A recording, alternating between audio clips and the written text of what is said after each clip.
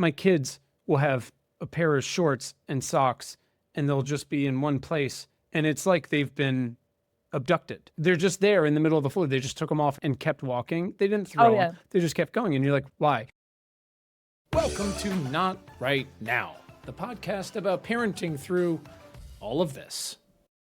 Do you feel like talking about waste and trash today? I would, in a sense that I was just talking to a friend saying, it's like the ultimate not right now. Yes. Because I'm going to go home and there's going to be so much shit in my house that wasn't there this morning on top of all the stuff that was there this morning where I was like, today's the day I make them clean it up. Yeah.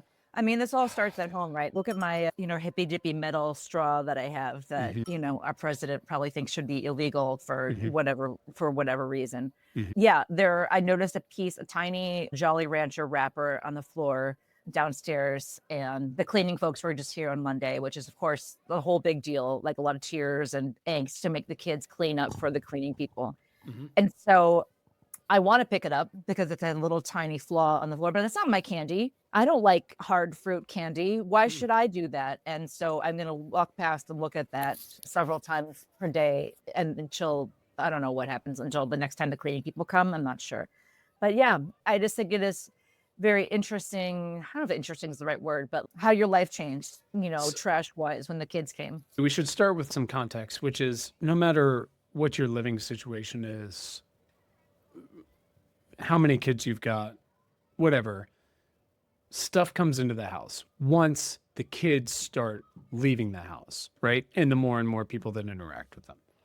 And that seems to just be the way it goes, but it is truly like untenable. And it turns out it's something that gives me a massive amount of anxiety. And I've been very straightforward with them about that. Daddy's being an asshole because your shit's everywhere. And I think there's ways to think about it and talk about it. Again, I've been a parent now for, I guess 12 and a half years, something like that. And I was up in the attic and we're pretty ruthless about what we keep as like keepsakes and what we don't. And I'm somewhere between sentimental and ruthless. But I was looking at a bin and I look around and go, well, where the fuck did all this other stuff come from? Like, when did it go from these, again, wooden toys, blah, blah, to all this shit? But it's not, and it's easy to be like, gifts and birthdays and Christmases. But that's not actually the biggest offender, I think. There is, because I can identify those things usually, and we've moved through some of those things and we've given stuff away. And yet, the volume of little, like you said, there's the wrappers, which is the daily shit. But there's also just stuff. Like someone was playing this morning, driving me crazy with some fucking bouncy ball. I'm like, I've never seen that before. Like, where the fuck did that come from? And I say, please put it away. And they just put it on the floor and walk away. So it's actually that stuff that bothers me the most. And then I'm sure everything else would bother me more. But that's what like really gets me the most. And again, the further implications of this stuff has to go somewhere. Like, sure, I'm getting rid of it, but it's going somewhere. And I'm also, because of my job, aware that like, usually we ship our trash overseas. Most of those countries are like, we're not doing it anymore. It's not great. So let's start with the personal. Yeah, we've got 3 kids, so much shit. We're ruthless about getting rid of it. We've got a ton of books, but we're even good about, as we age through those, like a couple keepsakes and the rest go to the library to donate. But it's just stuff. It's birthday parties and kids and friends and the stuff in their backpacks. It's the daily wrappers. I can't find my water bottle, but we have 7,000 water bottles that are cluttering up the cabinet. And that counts too, I think, because you close a cabinet and you don't look at it till you open it. And I go, what about these? And they're like, that's not the one I want. Yeah. It's the volume of it. And we had a little issue for a while where, again, birthdays, Christmas is like, grandma would give them stuff and stuff and stuff every week. And I go, they don't even remember what you got them last week. And it's just so much. And I think that's part of the problem. So anyways, that's kind of my table stakes take on where we are, at least. Yeah. we have these things that it's like we pay lip service or we try in certain ways. Like one of our biggest drawers in the house is dedicated to scrap paper. I was not like a scrap paper person until I had kids come along because, they'll take a piece of paper and make a tiny mark on it. And you're like, well, that's not done. We can still do something with that. Right. And then of course, like periodically you're just like, fuck it. And you go through and just throw it away. We have a compost service because our kids aren't even that bad about food waste, but you go from making zero food waste, or only the food waste from like when you cook before you have kids to your kid being like, I'm not eating this, like the congealed mac and cheese that you're like, well, I have too much self-respect to just eat this, to get rid of it. So the composting service is a nice it's nice in between. But I think for us, one of the biggest offenders is Legos. And I don't even know what to say for ourselves. We have so many Legos. It's like Scrooge McDuck with his coins. And there's no fighting it because the grandparents bring it in. And in your head, you're like, well, better than screen time, and maybe he's learning how to be an architect. I don't know. Is this coding somehow, and, and sometimes it is. Well, just like yesterday, our kid was bored. And I was like, how about your Legos? He says, oh, yeah. And he went down and it's a new set of Legos. So, of course, it's more trash, but then sometimes the other one will like make a stadium and make a concession stand, make bathrooms. And you're like, okay, you're using your imagination. And all I can think is someday we'll hose this down with bleach and give it to some other unsuspecting family or like the park district or something like that. But, it is.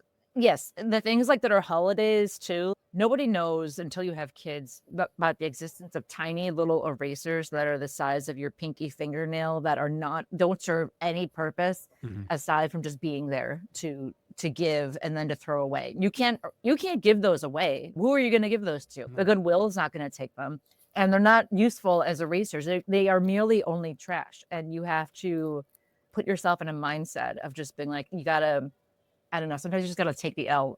I tell myself, like, you're just like, well, I guess I don't know. We'll just try harder some other way, with our dumb electric car that is obviously going to solve all of our problems.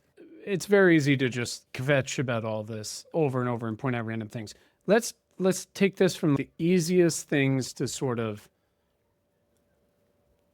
categorize on an ongoing basis and process if you need to, down to the more voluminous stuff like the little plastic erasers and shit like that, but it's actually the hardest to get rid of because it's endless. So let's talk about like birthday and holiday things. Do your kids get a lot of things? Do they keep a lot of stuff? How do they do when they like move on from things? If you say it's time to move on from something, do they attack you? Oh yeah. In fact, on Monday, I used as a threat. I said, anything you don't clean up, I'm just going to give away. And so, that didn't go over well, but that's just the truth. And I don't mean to be mean, but between my kids, the young men that I live with and the older man that I live with, there's no discussion about getting rid of things. You have to do it under the cover of night, basically. And just because if you don't notice it's there, you won't miss it. But then the second you're like, hey, I think it's time to get rid of this and that, then there's, I'll come all the memories and the tragedy of getting rid of things. So my mom loved to shop. She loves to treat them to things. She loves to wrap presents, which I have a friend who's a genius, and they don't wrap presents from Santa because in their mind, Santa doesn't wrap presents. They just make them at the workshop. And I was like, I wish we could do that. But between my mom and my sentimental husband, that's like absurd. Why would you not take a present and wrap it in paper? And so now I'm at a level of middle age where I will actually smooth out like lightly used paper because because it gives me a sense of control. So yeah, this year, at least for James, we did this for Paul. When he turned 10, his main gift will be a later bedtime. That was Paul's 10th birthday. Good. Yeah. But we also have the fun uncles who are also way over the top. And this year, I hope they don't listen to this, but we have presents every year at Christmas or birthday that I'll notice out of the corner of my eye that kind of went to the corner of the room and were not opened up.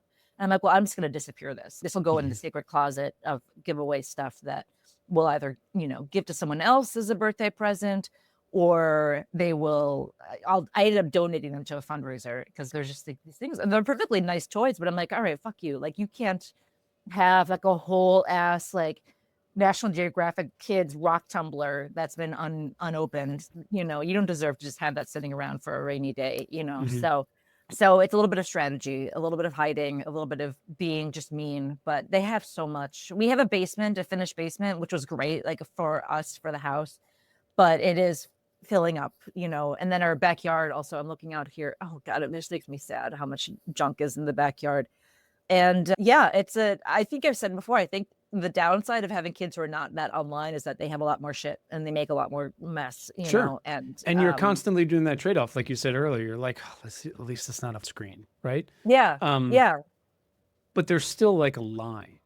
But yeah. you're saying if they don't see it for a while, it's fine. But the second you above board try to get rid of it, you're right, mom. Oh yeah. No, they'll never say. I asked them to help me. I mean, it always makes me laugh when I see someone being like, "What are some good volunteer opportunities for a 3-year-old child?" And you're like, "Okay, this is not about your child. This is about you," you know? Mhm. Or it's like when people register for their first baby and they're registering for toys and you're like, "Okay, this is about you wanting to think about your child using beautiful Swedish wooden toys, you know, and you Mhm. know, just wait for when the like Happy Meal toys start coming through and you can't, you know, you can't fight City Hall." But yeah, I've asked them to like please set aside some toys you can donate. And it was like, you know, this we can get rid of this pencil, you know, and that's it. So I wish they were better at purging, getting rid of things, but I have my own life to live, you know, and I need to make some unilateral decisions. How about are your kids very mature and level-headed and know something in, something out? I think intellectually they do, emotionally, and when it comes down to it, it's a struggle.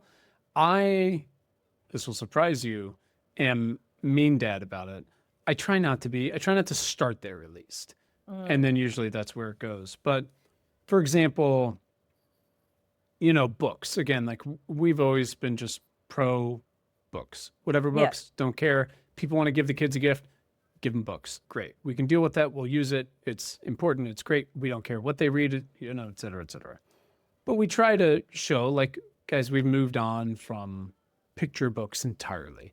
Let's all sit together on a Saturday for 20 minutes, go through them all, and you guys can pick like a couple that you really give a shit about. We'll keep them. You can give them to your kids. They're not going to have Mm. kids. The world's going to end. And then if there's still stuff you guys are maybe reading, like maybe the oldest read it and he's been done for a year, but the youngest is, I'm doing it now. Great. Sure. They're pretty good. And we give them to the library and they're pretty good about that because we go to the library every week. And I think they Mm. can kind of see that. And I'm a real dick about, hey, there are kids that have no books Mm. and much less like parents who have time to read to them. Let's do that. That's a part of being a library. Just kind of like when they're assholes about keeping a book out of the library for a long time. And I'm like, well, you're not being a good citizen. You're being an asshole. Mm. Because Wow. when you get annoyed when things are on hold and it never comes in, I'm like, that's you. You're doing that with this book to somebody else. Don't be a, fucking dickhead about it. And they're like, so what? I'll just pay for it. I'm like, Mm. who's going to pay for it? Yeah. What? Anyways, there we go. Toys and stuff is a little tougher aside from books. Again, hey guys, you haven't used this in 2 years. It's always it's both harder and easier, I've realized, for us because our 3 kids are so close in age Mhm. that they're all kind of using the same stuff at the same time with like gradual moving in and moving out of things. There's not like a Yeah. 10-year-old and a 3-year-old where you're like, these are eras of our life. Yeah. But once, kind of like we were with diapers, once everyone's moved on, that's it. Yeah. And we just did that we have a finished basement too, and it's great. And, we did the sort of more incremental version for years of, oh, we've kind of moved on from these and now we're doing 7-year-old toys and now we're doing Mhm. 9-year-old toys. And then we really looked up a couple months ago and we're like, you guys don't use any of this shit. Yeah. So let's really do this. And they were pretty good about it because I realized like they just weren't really going down there to do much because they weren't inspired to do a lot of that shit. So they were pretty good about that. But obviously they held on to some things where I'm like, you still don't use this. Legos is complete fucking chaos as usual. Yeah. Well, the great purging is another not right now kind of thing where you're like, when are you ever in the mood to do that? You know, only pretty much when you have to do something else, you know? And I feel good about being sober, but I'm like, man, there was something really great about getting stoned and putting on a podcast and like doing some deep organizing, Oh yeah. purging. That was a good like that was a great time to do that. But it's easier said than done to do that kind of stuff. Like people don't really, I remember especially the big clothing changeovers. Like that is, people don't really understand until it happens to you, or all of a sudden you're faced with a bunch of clothes that are like one size too small or one season out of date. And it is like an ordeal to transfer it all out and sort out what can I pass on. Can you donate this pair of sweatpants that like technically is fine, but has a hole in the knee? I guess not, but I feel weird about getting rid of it. Did you ever catch your boys, especially? I feel like, I imagine your daughter's too smart for this. Do you ever catch your boys biting their shirts and just like putting a little hole in their clothing? All the time. Yeah. And you know, by the clothing wise, I think am a little harder on her than I could be, because the youngest has never had his own clothing, new clothing, ever in his life. He gets all of Oliver's shit. And he's sort of excited about that sometimes. And Oliver has been getting hand-me-downs from this now 16-year-old kid who my wife is friends with his mom in Los Angeles for his entire life, since they've been four. I used to say if he ever got kidnapped, they would think he was the wrong kid because it had the other kid's name and it was all of his clothes. And so when Charlotte needs something new, I'm always like, what, you fucking need something new? But I think that's because the boys have never gotten new stuff before. Does that make sense? Yeah. Oh yeah. No, that's she doesn't the have upside. someone to give her that shit. I resent our neighbor because I think he stopped growing and we've stopped getting his hand-me-downs, but he would get really good, athletic kind of stuff, like sporty kind of things. I hate shopping for boys' clothes. It's just so boring to me. So I do the old Stitch Fix thing. We have a box coming soon. And do you guys ever do that? Like you just like order a box of clothes and No, I don't love my kids that much. For a subscription service? Fuck no. I only do it on demand. And I was like, oh, we're going on spring break. He needs some shorts that are not stained, like Adidas gym shorts, And then, of course, getting him to try the clothes on is quite an ordeal. And then sometimes he says he wants something and never wears it. But again, I can only choose my battles. I mean, it is like the instant. I remember it starting as early as like when we brought Paul home, like his first couple days of life. And I was always very stringent about recycling. And I was drinking my Diet Pepsi. I'm like one of the last people on earth who drinks Diet Pepsi.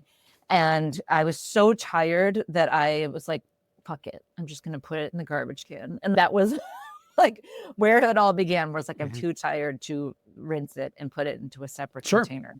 But that's... So you've got two of the same biological sex. Are they good about getting rid of stuff? I mean, this is the difference between toys and stuff and clothes. At some point, you just don't fit them anymore. That's not quite the same thing as obviously toys and shit like that.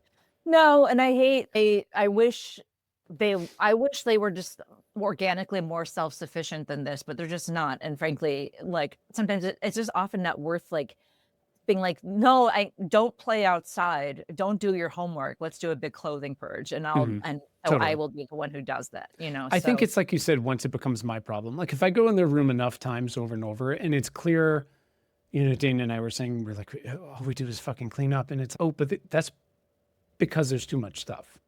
Yeah. Right. And I don't give a shit about their rooms and I give a shit less and less. But at some point I'm just like, there needs to be half as much stuff in here. So do you, for yourself, do you have like keepsake bins of like onesies they wore or, like a pair of shorts with pizza on them or something? I'm pretty ruthless. I have one little baby sock that I keep in like my little kind of like keepsake drawer where I have like notes that I care about. Like you have just one sock? Yeah. Yes. Are you saying that with admiration or with horror that I'm so...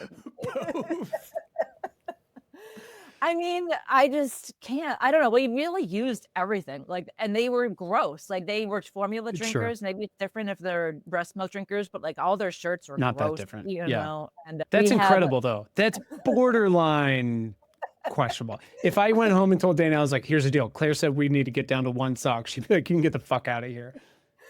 I mean, I don't know. We have a neighbor across the street who has a young boy. Maybe that helps, is that he's a little bit younger than James. So like he gets the good hand-me-downs. So I would get to see then this little kid wearing the cute stuff. So that would be sweet that I could like see it in action. But I don't know. I think it's because I have a friend who's an only child whose parents kept everything of hers. And she recently went through the purging process on their behalf, where she went to their house and then had to encounter all of her childhood things. And I think part of me was like just girding myself for, I've been there also as a child. And I'm like, I don't want to like be sad and go through, like touch the old things and be like, remember when? That's what we have the photos for and Sure. everything. And so, No, I get it. We've got 2 bins. They're not crazy, but we also have 1 additional child. Yeah, those could be purged further. Not probably down to 1 sock. Fucking psychopath. I should explain the But socks are cute. I mean, but I have binders. I have binders of some of their schoolwork and things like sure. that too. I'm not, and Hair. there's some, yeah. Oh, the teeth. Steve keeps the teeth. I did fuck up and I composted. Paul lost a molar and then I realized you can't compost teeth. So sorry, someone's gonna get like a tooth in their mulch, in the next couple of years. But Well, here's the thing. Obviously clothes are a whole different stress and anxiety thing with laundry, and do I have the right pants, and the kids demanding specific things. That's a whole different thing. I think I'm glad we accounted for them because they are part of the shit around the house. My kids will have a pair of shorts and socks, and they'll just be in one place, and it's like they've been abducted. They're just there in the middle of the floor. They just took them off and kept walking. They didn't throw them. They just kept going, and you're like, why? So that does bother me because that's when it becomes part of stuff. And I'm like, stop everything you're doing and go put them away, or put them in one of the 12 fucking hampers or whatever it is. So that's it. But let's talk about the erasers, the plastic shit, the stuff that comes home in their backpacks, the stuff from friends, the stuff from birthday parties, all that stuff. the fidgets. Where are your anxiety and stress levels about that stuff? Are they similar to mine? Mine are not good. We have some sort of junk drawers, and also we suck at going through the kids' backpacks. I just cannot. We just got an email from school, not us specifically, but reminding all parents to go through your kids' backpacks every day. And I was like, in this economy, I think not. Every day. Yeah, no. Especially our younger, both of them they like to draw. There's just so many little wadded up pieces of paper and sticks, at the bottom of their backpack. So I think I either will shuffle them to the bottom of the craft drawer. So it's more shuffle it away until it drives you crazy and then throw it away. And same thing with the kids' backpacks. Start of the school year, please shed a tear for them. We don't buy them a new backpack at the start of the school year because if their backpack is still functioning, then you sorry. So I will shake it out and throw everything away and then wash it. And I mean, I don't know how else you can do something like that unless you're like what can you do? Like, especially with Valentine's stuff. Paul brought home some kid. There's some lady. I don't know why she'll listen to this podcast, but there's some mom in Paul's class. This is the 12-year-old who makes customized gifts for all the kids for Valentine's Day. And last time it was like a pill organizer, this, old people kind, but for candy with everyone's name on it. And I was like, okay, I have this candy. Yeah. This plastic candy container that says Miles on it. My son's name is not Miles. I was like, I could contact Miles's mom and say, do you want this? I mean, what else can be done? You tell me. You are the expert in this. There's no expert in this. Going back to our coping conversation, like I really recognized how much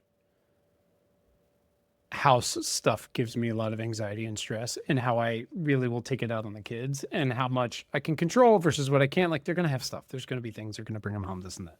Yes. Could they like keep a better house? Of course. Should it feel lived in? Of course. But it's a nightmare, and it really, really bothers me. Things that just stay out for days at a time that no one takes accountability or responsibility for. And I'll say, put it away. And again, they just put it on a table, and I go, well, that's the kitchen table. That's not where that lives. And the look in their face about, well, where the fuck else is it supposed to go? I'm like, well, it's either there or the trash. And I recognize that seems harsh, like you were saying, but I really can only take so much of it. It really does drive me totally crazy. And I'll be very old man about it. I'll be like, look at my Millennium Falcon. I only had one of these, and that's why I've still got it and why I cherish it. And, you've got 67 bouncy balls and all this shit, and you don't know where they are, and you don't love them, and this and that. And they're like, when are you going to die? Like, when will this stop? Okay, so this is funny because it makes me think of my husband is an only child, so like his parents cherished him a lot more than my parents cherished me and my brother. And so he will get back stuff from his childhood, which I hate because it doesn't relate to me whatsoever. So a couple of years ago, his mom sent us his old plastic childhood cups. And he was like, to him, it was good memories. I was like, to me, I was like, bye-bye. Like Yeah. they just sent us garbage for some reason. They put postage on it and sent it to me so I can put it in recycling. She also once put in the shadow box all of his old Star Wars figurines. And he kind of was like, I didn't ask for this. I don't know what this is about. And we busted it open so our child could play with them. And that was very sad to her that we took the toys out to play with. And anyway, your grandparents are both nearby. And I'm just curious, like what their effects are, like how they contribute to the overall toy influx. I am so burdened by things mentally. But I'm aware of like my increasingly small sort of attachment to things and sentimentality. But one grandma definitely brings in more than the others. But we've stemmed the tide on that a little bit, though I think there is some responsibility for the amount of stuff there has been historically. But I think right now it's like where before it was definitely more family members and friends and stuff. I think now it's definitely more friends and events and just day-to-day shit that comes in, because we've been really clear with the family, and we were really clear at Christmas too. Again, there's 5 total grandkids, including my kids, my brother's girls, and my siblings and I are very close, and they always get little things for the kids at Christmas and stuff like that, and they and we were both like, no stuff. You can get them a book, but it's like this huge pile of stuff when they've already got a bunch of other shit. When we tried to do a before Christmas big giveaway, fizzled out somewhat. They were aware of that because they were like, it is too much. It's chaos, and then you got to pack it up and you got to bring in all that stuff. So they actually did something fun. So my younger brother and my younger sister, neither of them have kids yet. So they're like Justin Bieber to my kids. They're the greatest things alive.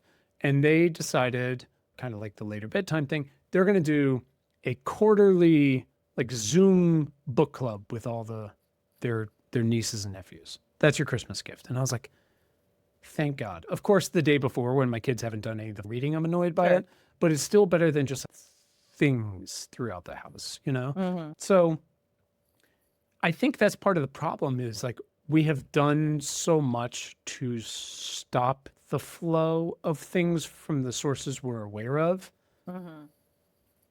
That's when I look around, and again, the bouncy ball, I'm like, genuinely, where the fuck did that come from? And who gave it to you? And what's their social security number? Because I can't do it constantly coming in. There was a while at my kid's old school where I don't even remember what the system was, but he would go to the secretary's office, and I don't remember now if it was because he was good or because he was bad, but either way, he would leave with a fidget. They have a treasure chest full of toys, but you try telling the school secretary to stop doing anything. That is just not worth it whatsoever. That is, you might as well just set fire to your own face. That's when you're like, I don't work. Look, she's the boss. I'll just do whatever. Yeah. Okay, I have some like lightning round questions for you about what you do with certain things, if that's okay. Please, no, let's do it. Lightning round. Okay, so a kid has clothes that are worn out. You can't donate it, but they are, not. They could technically still be worn. What do you do with clothes that are like holy or dirty but still somewhat functional?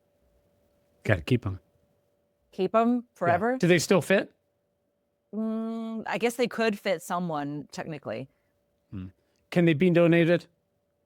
Well, that's the question. Would you would you feel too ashamed to actually take them to Goodwill? Would you feel like, I feel like this is just making it someone else's problem? Oh no, if they're in that range, then I guess I'd got to fucking toss them. Yeah, I think it's a little like the pornography thing. Like I'll know it when I see it. If there's even a consideration of like, why would I ever give someone this pair of things? Then they got to be tossed, which is terrible. A pencil that is got no eraser anymore and is really splintery, but could, is maybe 3 inches long. You see it. What are you going to do with them? Sweep it in the trash. Okay.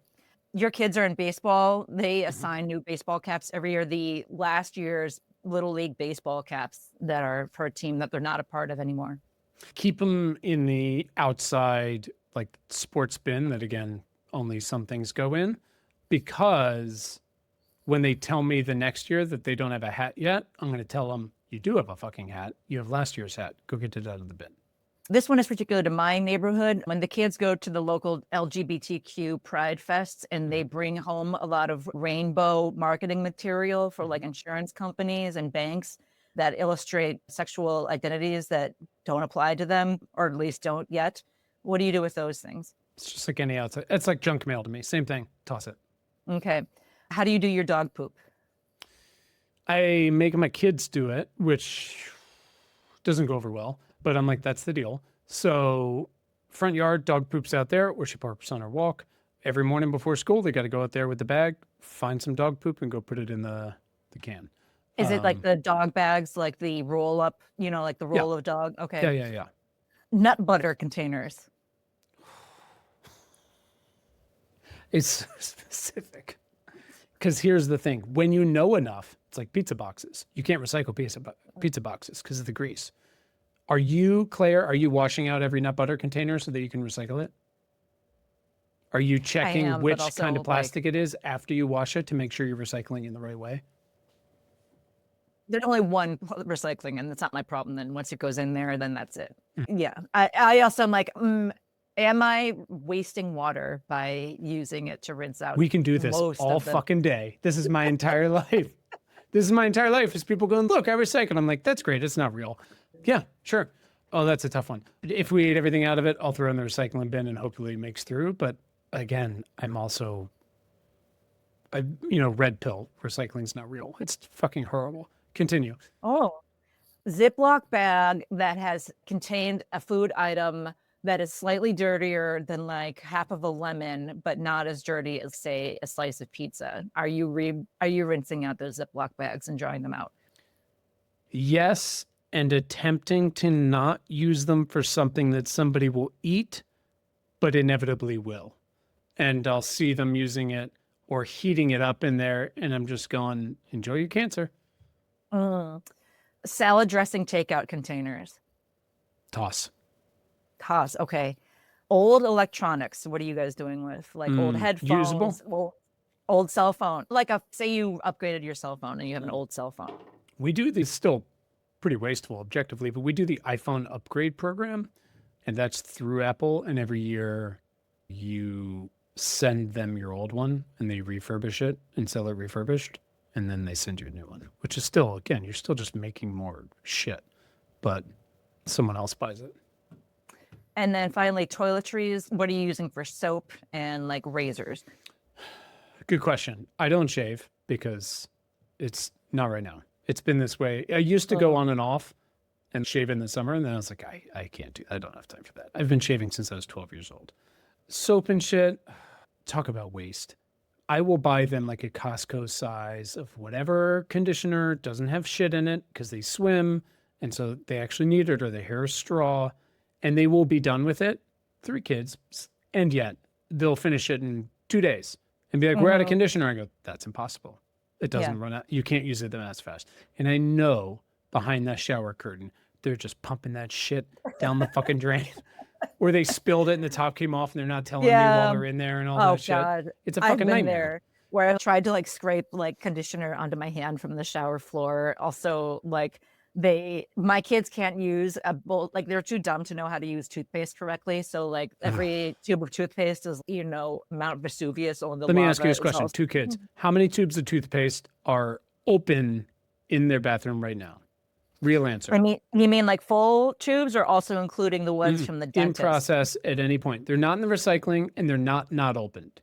How many are? I'm going to guess 2.5 probably off the top of my head, but I don't like amateur. Amateur hour. We'll go through that and have all of these toothbrushes that we haven't thrown away, but then we'll go on vacation and we'll get like a Verbo and I will take home the bars of soap that we've used twice. Cause I'm like, I know they're just going to throw this away. So it's like these like dumb trade-offs where I'm like, I'm saving I'm saving maybe $2 a year on soap, but also we have a laundry service because I need one day a week where I don't do the laundry. Okay, I've got a good one for you. You ready? Yeah. Christmas cards. Oh, I still have them all. They're in a bowl in the kitchen. Because I might need to look over. I always tell myself I'm going to look over them or cross-reference them, but then For what?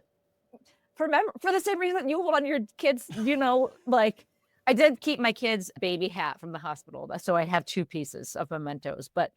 So Christmas cards, but now is this a standard thing every year where you look up on March 13th and you still got them in the bowl? Oh yeah, they are 100% in the bowl, along with the kids. His apple juice container full of sand is still down there. But can we pause? Let's talk about that for a minute, because you really broke new ground with that poll. So listeners, let me context this. You also work for a really awesome gentleman and company that like helps newsletter writers get better at their craft and their business and all these different things. And one of the things they always tell people who run a newsletter business, or even just a newsletter, even if it's not a business, to do, because it fosters engagement with your readers and it can earn you some first party, so not creepy, data on your user information. What would they like to hear about? What are they interested? Who are they? Some will tell you, some won't, this and that. And thirdly, because it actually helps your email inbox when people engage with things in any matter. So usually you ask like, how old are you? What is your demographic information? Your how much money do you make in this range? Do you buy things? Are you part of a household? All these different things that would be helpful. That's not what you asked in your very first poll. So take us through that. Well, my husband on Sunday took the kids to the beach. It was a nice day, and my parents live by the beach, so they went and visited my mom. And because my mom likes to give the kids garbage, she gave them some apple juice. P.S. We would never give our kids just plain apple juice. That's insane. And this kid he's a hoarder, he's a collector, and I don't even know the context. I haven't even asked him about it. All I know is that I came home the day after cleaning up the house, and there is an apple juice container full of sand by the front door. And I looked at it and I thought about all the different things I could do with it or invite someone else to do. And I just decided to turn that into a poll for my newsletter because I just had a feeling that my readers would get a kick out of it. Seriously, with the surveying and the polling, shout out to Inbox Collective, Dan Oshinsky. I've never been able to figure out what kind of information I would want to get my readers to give me that I would do something with, that I would want to give them the time to do. And I don't want to change my strategy because I'm just too lazy. So in this way, I was kind of doing, I used to sort of like write like this in general, just like mess around with different formats just to have fun. Like, why not? Like the listicle, is a good old chestnut for those. So yeah, I made a survey saying who should do something with this apple juice container full of sand, when should it be done, what should be done with it, and I think I had something else. And I prefaced it by acting like it was a regular survey, saying I want to learn more about you, and this will help my strategy. Many of my answers were fake. No, not fake, but like things like you want to do but can't put the sand in my kid's bed. I am contemplating wrapping it up and giving it to him for his birthday. That might be kind of satisfying. Here's the thing. The answers are like fun to you and somewhat facetious or imaginary. I think I and the rest of your readers took it very seriously because I think people answered pretty honestly about what they would do. And then the comments are incredible. Yeah. Well, let's see. For the first question, I said, who should do something about this plastic apple juice container filled with sand my son brought home from the beach this weekend that is now sitting by the front door? And 1,433 people voted on it. 46% said the kid should do something, even though nagging is tedious. The spouse should do it. 19% said that he should do it because he took the kids to the beach. And 34% said I should do it just to get it over with, for instance. So people really responded to this. Oh, the question, what should be done with it? 48% said hidden for a while, then thrown away. 38% said put in the backyard, ? And 11% said just keep leaving it there. And then, who are those fucking people? They're me, because it is still there. Like right. But choosing to. Yeah. And then finally, my last question was, if this plastic bottle full of public winter beach sand is to be disposed of, what is the proper way to do so? And 57% said empty the sand, rinse and recycle the bottle. And then 35%, the people who speak to my soul, said garbage can, full stop, 3 middle finger emojis. And yeah, because I don't think I should have to do a 2-step process for something that is not even my problem. But No. I mean, that is one option. That and everything else we've kind of talked about besides gifts and clothing, I guess. Though clothing is a little bit of a part of it. Here's the unfortunate news. Recycling is not real. We recycle like 3 to 5% of the things that we try to recycle, not of all refuse. China used to do most of our recycling. They started to refuse to do that. And we don't really have the capabilities to do it here. And also, when people put a pizza box in, basically, it's not that that won't get recycled. It's that it ruins like the whole batch. Basically, they won't do the whole thing. Just goes in landfill. That's a bummer, obviously, especially for those of us that grew up when we did, which was like DARE and reduce, reuse, recycle. DARE didn't work. And reduce, reuse, recycle is, if we had the capabilities, would be great. There are certain things that are really reused and really recyclable that you should as much as you can, which are glass and aluminum. Plastic is a nightmare. The best thing you can do is just buy less of it, ignoring all the health stuff. And this seems like a drop in the ocean because you're just one household and it's one fucking bouncy ball or sticky thing. We have 3 things stuck to our ceiling. And I tell you, every time Dana remembers that they're there, which is not often, and sees them, the quiet rage in her that consumes her body. I know it doesn't seem like much, but consumption does matter. And it does move the needle eventually. Like people who, for example, stopped buying Teslas in the past 6 months. You know, sales are down 50% in Europe, and 50% is a pretty big fucking number. If we can do that with plastic stuff, it'll be helpful. Because I will tell you, as much as we have started to move away from peak combustion engines and peak fossil fuels for energy and transportation, they just turned it into plastic. And so they're pivoting all these factories to petrochemical refineries. That's why we have Cancer Alley in Louisiana. They're betting on plastic. So the more we can head that off, the better, because unfortunately, yeah, recycling plastic isn't really going to do it. It's a bummer, but in our work, we try to really take sort of the Churchill mantra of tell you like it is and then tell you that there's still hope. And that is the story. There's no really getting around it. So it's really frustrating. It's a lot of anxiety and stress. It can really make your house feel like you're constantly behind. And that's the thing that we definitely wrestle with is we're like, we both work full time. We work really hard. We have help. We're on our kids. We have places for things. How are we always behind? Yeah. So it really applies on so many levels, but also in that macro sense, like just having less of it, but also setting, you know, any positive things you can with sports teams or school or whatever. When someone's like, let's put together bags for the kids for this and this, it's like, can we just take them to fucking Pizza Hut? I will. Well, then I will feel proud of myself because we had adult dodgeball at school last weekend, or 2 weekends ago now. And I was on the organizing committee and we were all figuring out what drinks to buy and bring. And someone proposed that we bring cups for the drinks. And I said, let's not, because that's just more trash. And they listened to me. And that is my thing. But it's something I didn't even think about. I don't know if you're there yet. If your kids make their own money, because Paul is just starting that. Are you telling them then to buy less plastic, or is that just a conversation for later? Because I feel like I nag so much, and I'm proud of Paul, our older one, for wanting to make his own money. You know, however, the things he wants to buy are so dumb, and yes, mostly plastic. But also, part of me is I don't know if I have it in me to be like, you can't. I'm gonna yuck your yum of you being independent, you know? And it's a hard one. We should do a whole conversation on money stuff. So we've always done like dollar bills for allowance. And then we converted over in the past year and a half because it was a pain in the ass for me to the app Greenlight. And same things, kids have daily chores and some weekly stuff. It's not so much. They think it is sometimes. You have a dog, you got to take care of it, all that kind of stuff. But what we've always done is, hey, whenever you get any kind of money, whatever it is, birthday gift, allowance, whatever, picking up sticks, a third of it goes to spend, and you can basically use it on whatever you want, which comes back to your point of, do you let them buy plastic shit? A third of it goes to save, which you never touch. and a third of it goes to donate. And at the end, every year around Christmas, they pick a place they're going to donate, and we donate it, and that just gets replenished. So the answer is they have access to a third of it to spend it on basically whatever we want. But we say that, and then in the moment when something plastic comes up, a lot of the times we're just like, I don't want that in the house. And they're like, you said it was my money. And I'm like, I understand, but it's my house. I don't want any more shit. I don't want it here.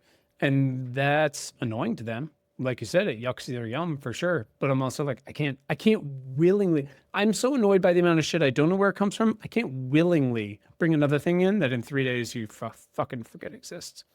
Yeah, man, I feel like this is like part of why I have just like existential exhaustion some days when you text me and you're like, how you doing? And I'm like, I need to, I have to lay down, especially because my husband is, I don't know, he's less terrified about plastic, or I don't know what, like and again, you have to choose your battles. Like I could either be in charge of the kids all the time and not let him take them out, and buy them Gatorade, Gatorade bottles. Oh my God. Or I can just say, I guess we're going to try to recycle, although now I feel like an idiot. You shouldn't feel like an idiot. We were told one thing and it's not the case.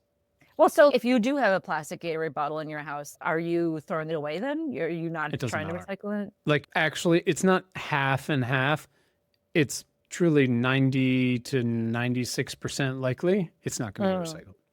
See, and that's kind of like the bottle full of sand by their front door is like symbolic. 'Cause it's fucking garbage no matter where it is. And so like right now it's just living by the front door. And again, like it's kind of the opposite of gatekeeping. And I totally understand like the idealists who, again, understandably, like you should still try. That 4% really matters. In some 4% of a huge amount is still so much. And you're fucking right. Just also buy aluminum cans of water instead. Just do better the next time. Basically, is all I can ask, is just cut down the amount of shit coming into your house. I will say kids love liquid death. We do that at our kids' birthday parties. They think it's so fun because it looks like beer and it looks like tattoos. And so I highly recommend, if there's anyone listening, next time you have a kid's birthday party, get liquid death as an option for them. And So can I tell you a crazy story about liquid death? My brother makes that water. Oh, really? So he works with a company who owns a spring in Western Virginia, and that's the liquid death water, and they make it and bottle it. And you're 100% correct. The first time, because they look like, they're making smaller ones now, but they look like 40s. And I remember bringing them a year or two ago to like a baseball game. It was my job to bring the snack, and opening up the cooler and handing them out to kids. And the parents were like, what the fuck is that? And the kids were so pumped because they thought it was awesome. Yeah, it has a skull on it. It's also fun for people who don't drink because then you get that feeling of holding a tall boy, even though you're not. Well, that's cute. No, I am happy about canned water being more of a thing, and I don't like the milk carton water. I think it tastes weird, but yeah, I have. But fortunately for me, I discovered I can't really drink sparkling water anymore, which like makes me really sad. Yeah, it makes my tummy feel weird, and which is too bad. What is left for me? I know. I had the smallest piece of dark chocolate the other night because I was like, maybe it's not really a problem. Turns out it's still a fucking problem. And it's the same thing with bubbly water. I'm like, why? When did I become so fucking fragile? I know. Why wasn't I eating like whole pizzas when I still could? Like it really, I'm trying to try. It's time to try this ketamine I keep hearing so much about. Yeah, and the other thing is like people don't really tell you is that when you have kids, like so much fun stuff is also a waste. I remember it was actually during COVID. We were like, we're gonna do slip and slides and baby pools for because you have nothing else to do and you have to do something. And our water bill was insane that month. And you're like, I guess I forgot about water. I forgot that things like that, Christmas lights. Our Christmas light bill. I mean, our electricity bill around wintertime is insane. It's hard because you're like, it's another thing I'm supposed to keep track of. Again, it's a very not right now thing where, and I can see my kids feeling it too. When we have our little 5-minute timers we set for the showers. They always ask for an extra minute because they're still washing their conditioner out, dumping it down the drain. And I know I shouldn't be such a dick about it. But again, it is the privilege of knowing too much is that there's not a lot. And it should cost a lot more than it does because of how finite the resource is, but at the same time, we shut off too many people's water. It's like one of the 3 things you need to survive. We should never be able to do that. It's a clusterfuck, but I'm a dick about it. And you're right. You feel one baby pool and you look up and you're like, what? What happened? I wish we're not good about the shower timer thing because, like, honestly, sometimes our kid with ADHD will go in the shower and you're just like, he's contained in a Fully. place. Yeah. And it's kind of soundproofed. Totally get it. And, and I'm working on my crossword puzzle. I mean, it's not, an insane, hour-long shower, but it is more than 5 minutes. No, that's how I feel on the airplane. Like our kids don't get much screens or much candy or anything like that. But when we travel, now that they're old enough and they're on a plane, they have their iPad. I've got work to do. They don't want anything to do with me, and I don't want anything to do with them. And again, am I like, are they getting 8 hours of consecutive screen time? Yes. Am I getting 8 hours of no one asking me questions? Also, yes. And it's like the opposite of not right now. Yeah. Have you ever flown on a private jet before? Once. Yeah. Really? Not a great climate thing. Not Yeah. great. But if it was, I mean, I have not, I don't know you flew on, but I don't know if I would turn it down. I don't know if I would be the kind of person to be like, I'm going to be noble and, go wait with all the schmoes at O'Hare. I think part of it is, I mean, again, knowing what a nightmare flying is, but forget the fact that planes are now falling out of the sky, which doesn't help. My next point, which is it turns out like I don't deal with flying very well these days in general. So I just do a lot less of it. Yeah. I will say, because I am flying in a week and a half, so I need to tell myself this, but allegedly flying safety is actually really good right now. There's just some really bad, stories in the news, which I just need to say that to myself. Oh, I mean, contextually, and this is why I know mine is like an anxiety neurosis. If a plane fell out of the sky, one plane every single day in the US, it would still be, whatever the number is, 100 times safer than driving to your kid's school. Like, it's still so safe. By the way, the app I recommend the most, especially if you're traveling with kids so that you have a handle on things, especially with a connection, it's called Flighty, and it can hook up to TripIt or whatever. It's great. It'll tell you about a cancellation or a delay so long before the airline. But they show you a little map, and you can back out, and you can see all the planes in the air. There's so much going on at any given minute. That's fine. That one dropping out of the air every day is like, it barely puts a dent in. Is that worse than before? Of course. But driving is horrific. It's awful. Yeah. Well, would you take a train? Would you, Love trains. Yeah, but would you take your kids would you go to Vail on the train versus the plane?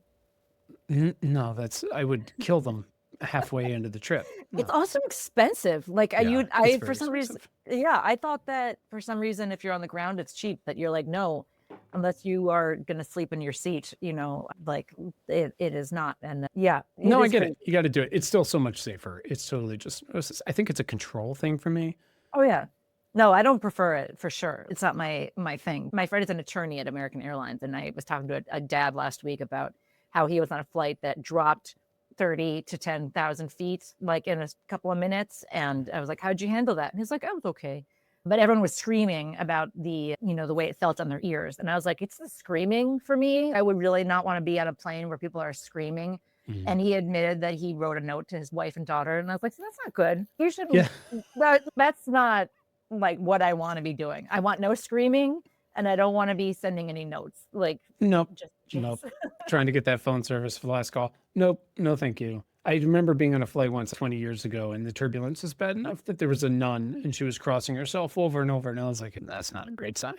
No, I don't. No. Yeah. No, this kind of stuff freaks me out. I just remember, I'll always remember flying to, I want to say Paris or something when I was studying abroad, and like the turbulence was pretty bad. And I called over a flight attendant to just be like, is this okay? And he just seemed so impatient and like over it that it made me feel better, that he was just like so bitchy about it. But I was like, okay, like that's who I need to look to, is not what does Mr. Rogers say? Don't look to the hero. Don't look to the helpers. The good guy. Yeah. Don't look to the helpers. Look to the bitchy male flight attendants, and they will make you realize everything's gonna be okay.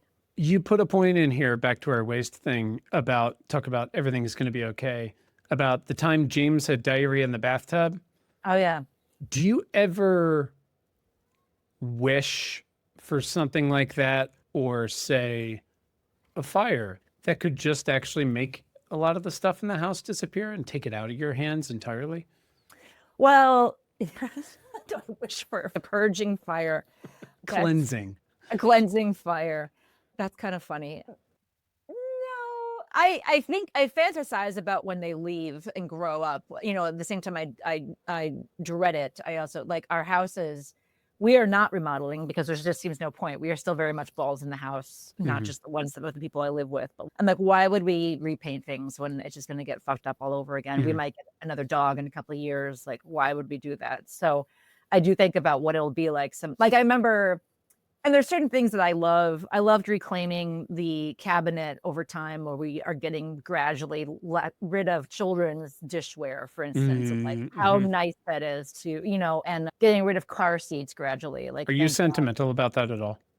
which the children's plates and Little stuff? shit like that. Children's, like that era being over, car seats being over. Is there No, any little part of no. you? No, absolutely not. I mean, I sit up here in my third floor office and I've seen sometimes a woman walking her toddler down the street. And I'm like, that's so cute. But I also remember how bored she must be because she's walking like -2 miles an hour, like stopping to look at every blade of grass. And I'm like, don't forget how boring that was, even though it looks so cute. So you're claiming your cabinet back. Yeah, claiming my cabinets back, claiming again, it's weird because you're like, I want my space back. I know I'll miss it. I know it'll be sad. I look at these like little notes on the bulletin board that my kids wrote me that were really sweet at the time. There's a note that has a piece of gum that's actually here. That I have a piece of gum that's rotting and strangely like growing because one of the kids gave it to me with a note that says, "Cause you're such a great mom," here with no punctuation, but it was a piece of gum, and I put it on my bulletin board, and because that that's like the nicest thing they've ever done for me. You're so thirsty for when you have boys and your mom for them to do anything for you, but no, I mean, You wouldn't welcome a cleansing fire. That's your point. I will say, I don't know if this is the same thing or not, but we have a Tesla that we leased and we did this obviously before everything. And I was asking my husband, like, when can we get rid of this fucking car? And he said, I think the lease is up early next year. He said, we can get rid of it sooner and pay more for it. And I was like, well, that's not going to make Elon Musk feel anything. That's only going to hurt us. Like, there's no point to that. So no, I mean, I do, but also like we live in this house for a reason, is for having these kids. So it would be weird to live in this house minus all of their stuff. So, I mean, sometimes yes, but also like it's got, in a weird way, it's like good for my personality to just have to put up with shit sometimes and to be like, sometimes it's your time to have a nice clean house. Other times you are living with bottles of sand. How about you? How's your, are your feelings regarding cleansing fires? And Most days I hope for one. Again, it's definitely partly my issues, and definitely I feel so lucky to have a home that the kids can beat up and fill with their shit and whatever, and they can be kids about it and all that, and we've got spaces for all that stuff. But I do think there's a line of, guys, it's too much. Like, yeah,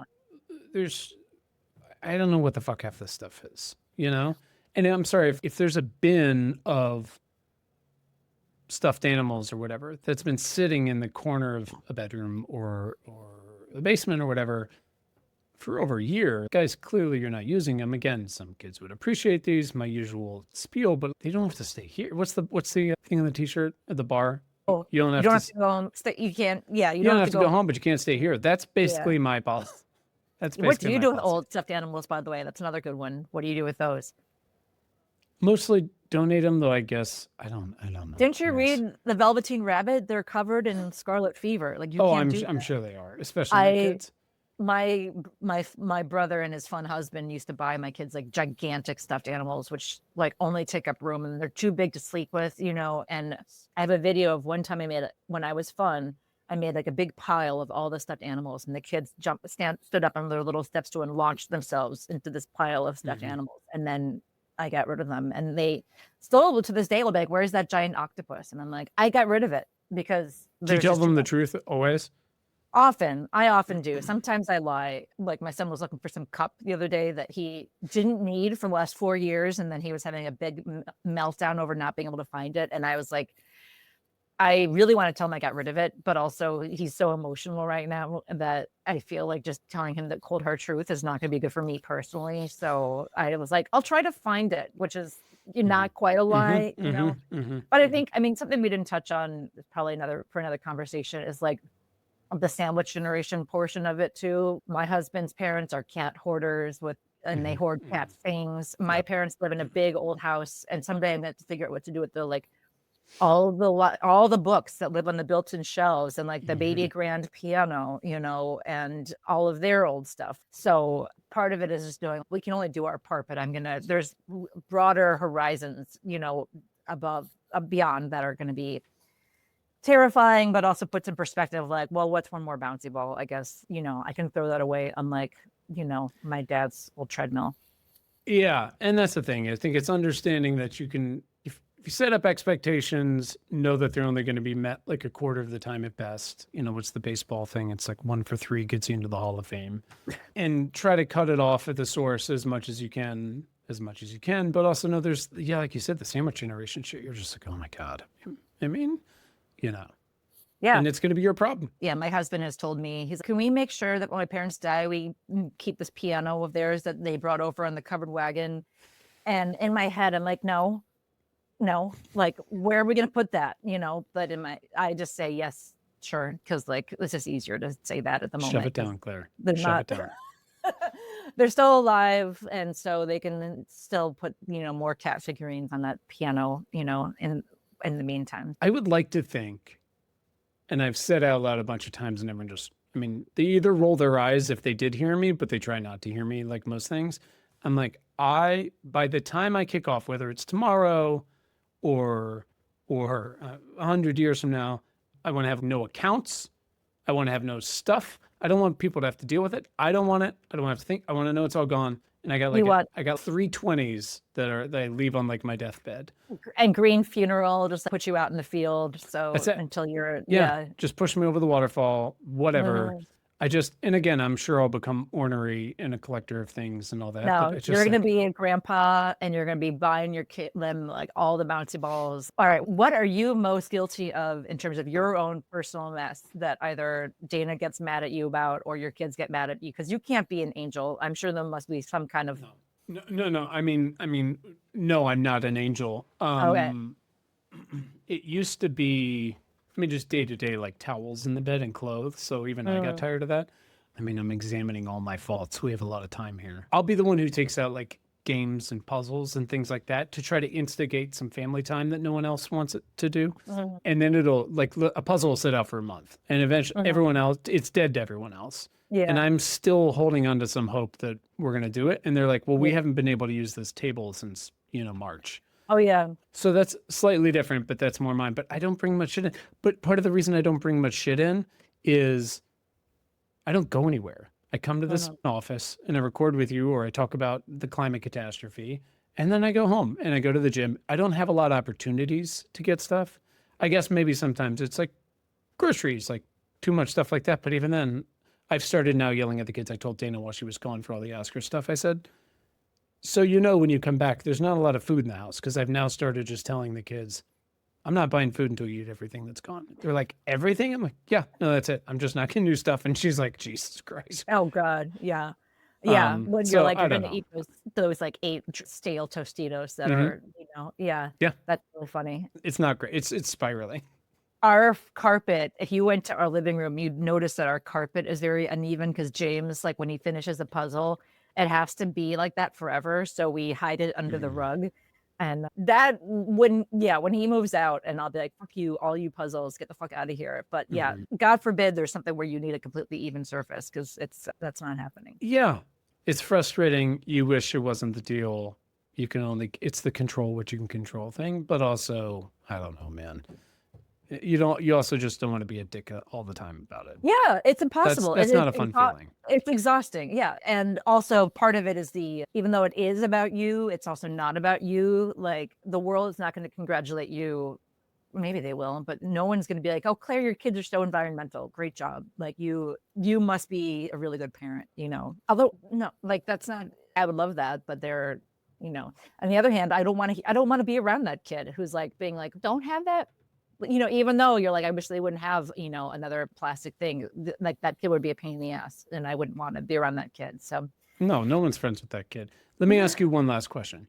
Do you have any friends with kids that are our kids' ages? So not like 17 and not 1 or 2, whose houses are very clean all the time, and not just like cleanliness, but there's just not a lot of stuff and it's always put away. I I have a friend whose husband, she would always say her husband would get really mad about stuff being out and he would clean up all the time. But the weird like turnaround would be like, we'd be like, what an asshole, because he Hmm. would not come to stuff because he'd be home cleaning. Mm. Or she'd be talking about how he was mad at her for letting the house get dirty. So no, I said I remember saying once, if I come to your house and you don't have a laundry basket out, I'm like, what kind of airs are you putting on? You know, Hmm. I think about that. I hate looking at like architecture magazines. I hate architecture digest kind of stuff because I hate imagining that. Oh, I really can't stand when there's like design magazines and like this busy family of five, Hmm. they wanted a whatever play space. And you're like, oh, like where are the mysterious baseboard stains, like Hmm. where are the dings in the floor? So no, I'm not friends with people like that. Like I'm only friends with like normal people. How about you? No, I mean, we've got a couple friends who just, their house is cleaner than ours, which it's a low bar. But I just still wonder, like, what happens behind closed doors? What is the regime there that Yeah. makes it so that it is so tidy? Yeah. No, it made Something me dark. I have a friend who she gives off a tidy era or aura, and she has very clean handwriting. She's very particular. She's also an only child.